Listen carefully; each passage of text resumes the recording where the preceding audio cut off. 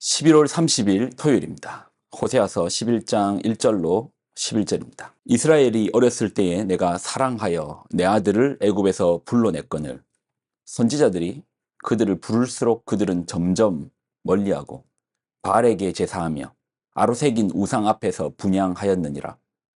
그러나 내가 에브라임에게 걸음을 가르치고 내 팔로 안았음에도 내가 그들을 고치는 줄을 그들은 알지 못하였도다.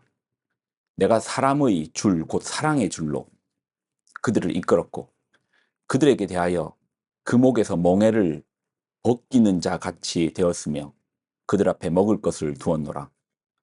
그들은 애굽 땅으로 되돌아가지 못하겠거늘 내게 돌아오기를 싫어하니 아수르 사람이 그 임금이 될 것이라.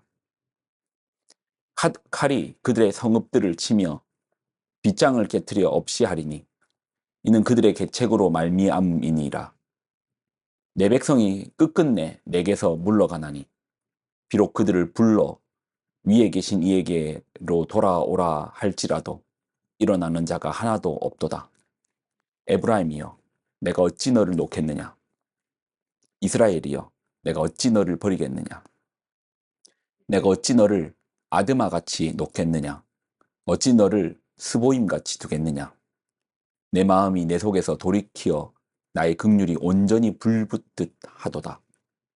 내가 나의 명렬한 진노를 나타내지 아니하며 내가 다시는 에브라임을 멸하지 아니하리니 이는 내가 하나님이요 사람이 아님이라.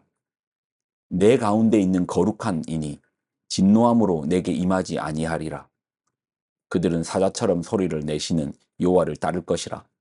여호와께서 소리를 내시면 자손들이 서쪽에서부터 떨며 오되 그들은 애굽에서부터 새같이 아수르에서부터 비둘기같이 떨며 오리니 내가 그들을 그들의 집에 머물게 하리라. 나 여호와의 말이니라. 아멘. 기도하겠습니다. 하나님 주신 하나님 말씀을 붙들고 나아갑니다. 말씀 속에서 길을 찾고 말씀 속에서 답을 내리는 그런 답이 있는 인생 되게 하여 주옵소서. 영광을 드립니다. 예수님의 이름으로 기도드립나이다. 아멘. 이 호세아서에 등장하는 하나님의 책망, 혼내심이죠. 하나님 혼내시죠. 그러면 왜 혼내시는가, 왜 책망하시는가, 그 이유도 있겠죠. 큰 두 가지 이유가 있는데 하나는 우상숭배입니다. 물질주의에 빠져서 바알 앞에 엎드리는 물질주의의 우상, 이것을 책망합니다. 오늘 2절을 보면 선지자들이 그들을 부를수록 그들은 점점 멀리하고 바알들에게 제사하며 아로새긴 우상 앞에서 분향하였느니라. 우상숭배는 욕망숭배라고 했죠. 성경에서 그렇게 우상숭배에 대해서 강하게 말하는 것은 결국 우리의 욕망, 우상의 이면에는 자기 숭배라고 했죠. 하나님이 주권되는 인생이 아니고 내가 내 인생의 주인이야. 사단도 우리에게 그런 식으로 공략했죠. 그리고 또 하나님 책망하시는 첫 번째 이유가 우상숭배라면 두 번째 이유는 외부의 힘에 의존하는 자세입니다. 이스라엘이라는 나라를 놓고 보면은 북쪽에는 강력한 아수르가 있고 남쪽에는 애굽이 있죠. 이 강력한 두 나라 사이에서 한 번은 아수르 쪽으로, 한 번은 애굽 쪽으로. 근데 정작 그들에게 누가 있죠? 하나님이 계시죠.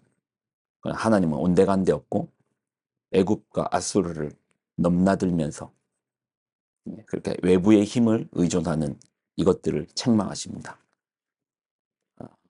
5절로 7절을 보면 그들은 애굽 땅으로 되돌아가지 못하겠거늘 내게 돌아오기를 싫어하니 아수르 사람이 그 임금이 될 것이라.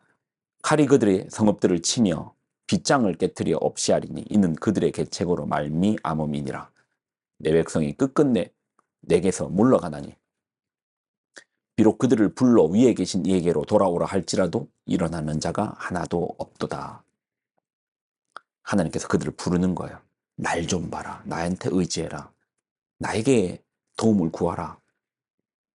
그런데 눈에 보이는 애굽, 눈에 보이는 아수르를 의지합니다. 외부인 세력인 애굽과 아수르, 그러한 보이는 힘에 의지하는 마음의 자세를 하나님께서 미워하시고 책망하십니다. 근데 생각해 보면 우리도 그러죠. 삶의 문제가 다가오면 누가 내 문제를 도와줄 수 있을까? 외부에서 찾습니다. 먼저 붙잡아야 하는 하나님이 아니라 습관적으로 우리는 전화기를 켜서 나를 도와줄 수 있는 사람 누군가를 찾습니다. 그러고 보면 우리의 신앙이 실제적인 어떤 삶의 자세에서, 삶의 자리에서 능력으로, 힘으로 발휘하는 것이 아니라 어떤 관념 내지는 사상, 정신적인 활동, 좋은 생각, 이런 차원으로만 신앙을 생각합니다.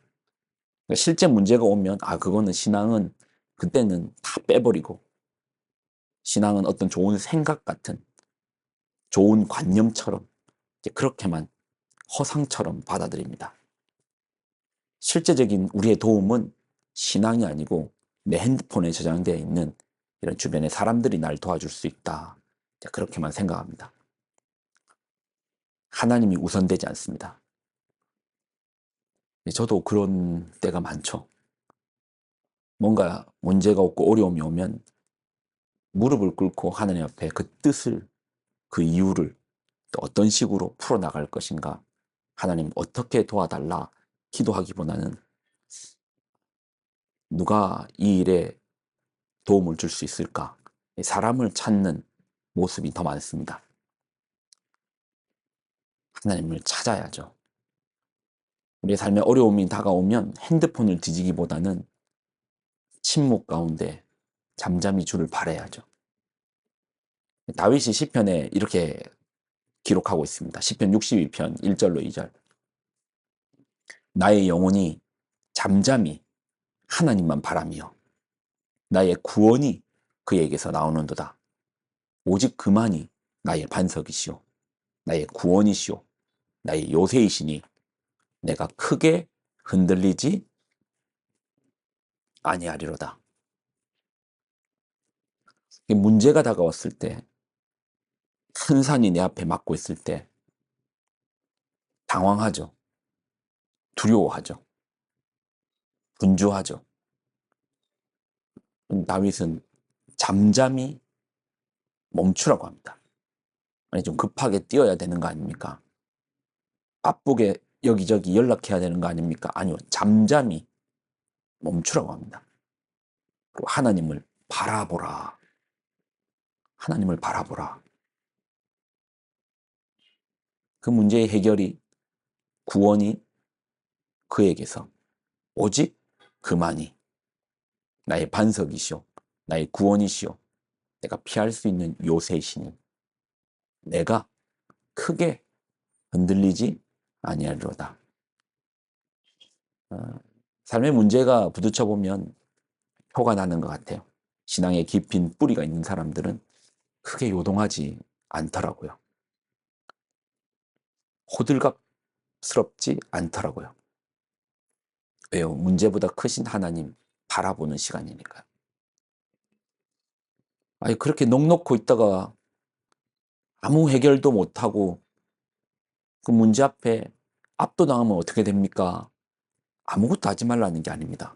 하나님 바라보시고, 하나님 바라보시고, 하나님께로 나아가면, 문제보다 크신 하나님 바라보면 우리 안에 잠잠함을 주시고, 또 내가 어디서부터 풀어나가야 될지 지혜를 주시고, 또 생각나게 하시는 사람들도 있겠죠. 그렇게 접근하는 겁니다. 하나님을 먼저 바라봐야죠. 또 때로는 나는 분명히 문제고 어려움이고, 그런데 하나님을 바라볼 때 이것이 하나님 나에게 주시는 연단의 시간이고 또는 기회이며 하나님을 더욱더 깊이 바라보는 시간일 수가 있잖아요. 그럴 때 있잖아요. 큰 문제인 줄 알았는데 하나님을 놓고 생각을 하니, 하나님과 더불어 동행을 하니 이게 문제가 아니고 하나님을 깊이 만나는 시간이고 내가 성숙해지는 시간이고, 내가 그간 욕심만을 위해 쫓아가던 시간들이 이제는 아니구나. 하나님께서 나에게 지금 여기서 멈추라고 하시는구나. 그러지 않던가요? 그런 변화를 주시지 않던가요? 인식의 변화도 주시지 않던가요? 그리고 때로는 하나님께로 나아갈 때 하나님께서 생각도 않게 풀어주실 때, 그래서 하나님께서 풀어주시면 교회를 섬기면서도 하나님께서 풀어주시면 전혀 억지스럽지 않고 마치 물을 부으면 그 물이 내리막을 향해서 쭉 흘러가는 것처럼 자연스럽게 풀려지는 그런 상황. 그리고 도착해보면, 이랬구나. 아, 이게 하나님의 뜻이었구나. 깨닫게 되지 않던가요? 외부의 도움도 필요하죠. 네. 혼자 살 수 없으니까요. 하지만 우리가 먼저 바라봐야 될 것은 하나님께서 말씀을 통해서 우리에게 요청하시는 것은 날 봐라. 나에게 먼저 집중해라. 내가 너의 도움이 되겠다. 내가 너를 도우겠다. 보호하겠다. 지키겠다. 나에게 오라. 주님께서 우리에게 그렇게 말씀하시네요. 그렇다면 우리는 주님께로 먼저 나아가 보죠. 이것이 습관이 되고 훈련이 되면 아마 태산 같은 문제 앞에서도 요동치 하지 않는 그런 우리 자신을 발견하게 될 것입니다. 기도하겠습니다. 하나님, 문제보다 크신 하나님, 우리가 우리의 삶에 다가오는 여러 문제 앞에서 하나님을 먼저 바라보는, 주 앞에 잠잠히 나아가는 그런 귀한 기도의 습관, 주님 바라보는 습관을 허락하여 주옵소서. 영광을 드립니다. 예수님의 이름으로 기도드립나이다. 아멘.